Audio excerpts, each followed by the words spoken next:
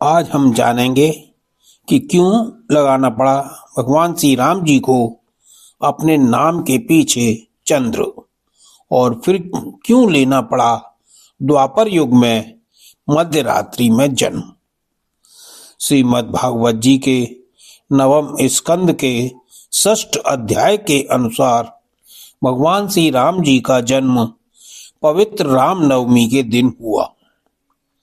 सर्वप्रथम प्रभु ने माता कौशल्या को अपने चतुर्भुज रूप के दर्शन दिए।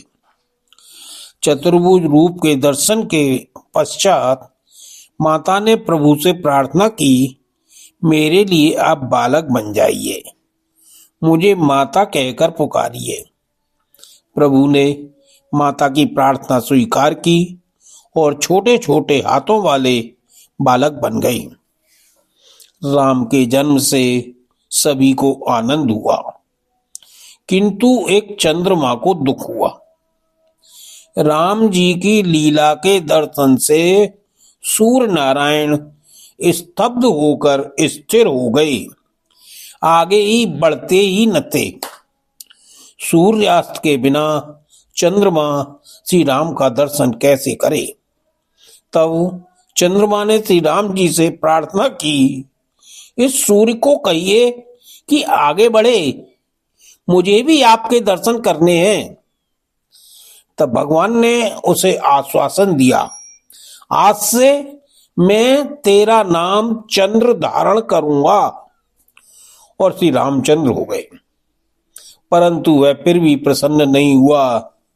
तो भगवान बोले, इस बार मैंने प्रातः काल में जन्म लिया है और सूर्य को लाभान्वित किया, परंतु अगले जन्म अर्थात द्वापर युग में श्री कृष्ण अवतार में जन्म लेते समय मध्य रात्रि में जन्म लूंगा और सबसे पहले तुझे दर्शन दूंगा। कृष्ण अवतार में रात्रि के 12 बजे जन्मूंगा, इससे तुझे ही लाभ मिलेगा। इस उत्सव को देखने भगवान के दर्शनों के लिए अयोध्या की प्रजा उमड़ पड़ी। दर्शन में सबको इतना आनंद हुआ कि इस आनंद में किसी को भूख लगी न ही प्यास। महाराजा दशरथ के हृदय में भी प्रभु का बाल स्वरूप देखकर अतिशय प्रेम उमड़ आया। भगवान शंकर भी कैलाश छोड़कर आज अयोध्या में आए हैं। उन्होंने वृद्ध ब्राह्मण का स्वरूप धारण किया है। चारों वेद उनके शिष्य बने हैं।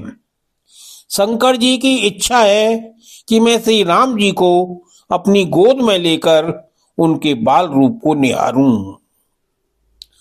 चारों भाइयों का नामकरण संस्कार हुआ, सभी को परम आनंद हुआ। सभी दिव्य गुण जिसमें प्रकट होते हैं वही परमात्मा है। कौशल्या के पुत्र का नाम रखा गया राम, कैकेयी के पुत्र का नाम रखा गया भरत, सुमित्रा के दोनों पुत्रों के नाम क्रमशः लक्ष्मण एवं शत्रुघ्न। भरत वैराग्य का, शत्रुघ्न सद्विचार का और लक्ष्मण विवेक का प्रतीक है।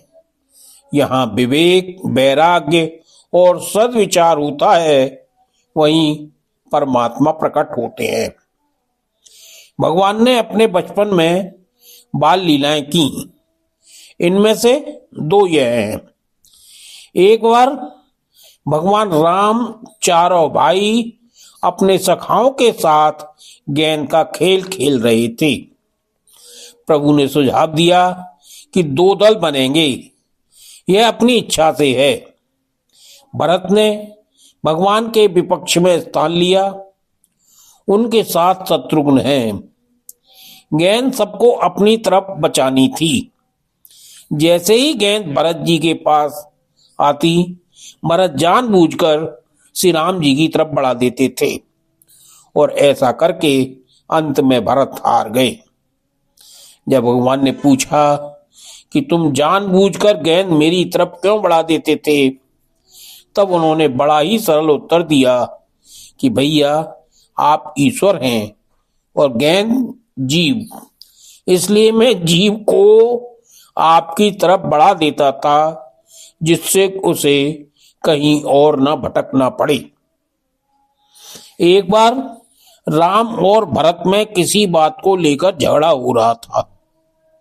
झगड़ा बढ़ गया और बात राजा दशरथ जी तक पहुंच गई।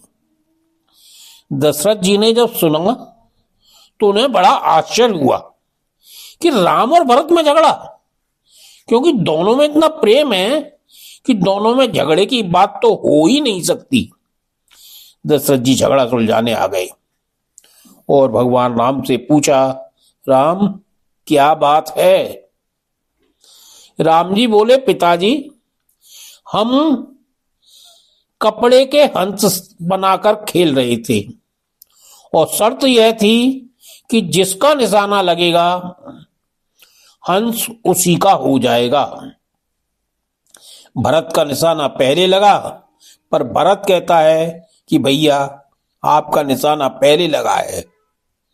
मैं कहता हूं कि भरत का निशाना पहले लगा, इसलिए ये हंस मैं कहता हूं भरत का है, और भरत कहता है भैया आपका है। जब यह बात दशरथ जी ने सुनी तो बड़े गदगद हो गए कि दो भाई भी लड़ते हैं तो इसलिए कि यह मेरा है, यह मेरा है, पर मेरे पुत्र इसलिए लड़ते हैं कि ये तेरा है, वो भी तेरा है, एक दूसरे की खुशी के लिए लड़ते हैं।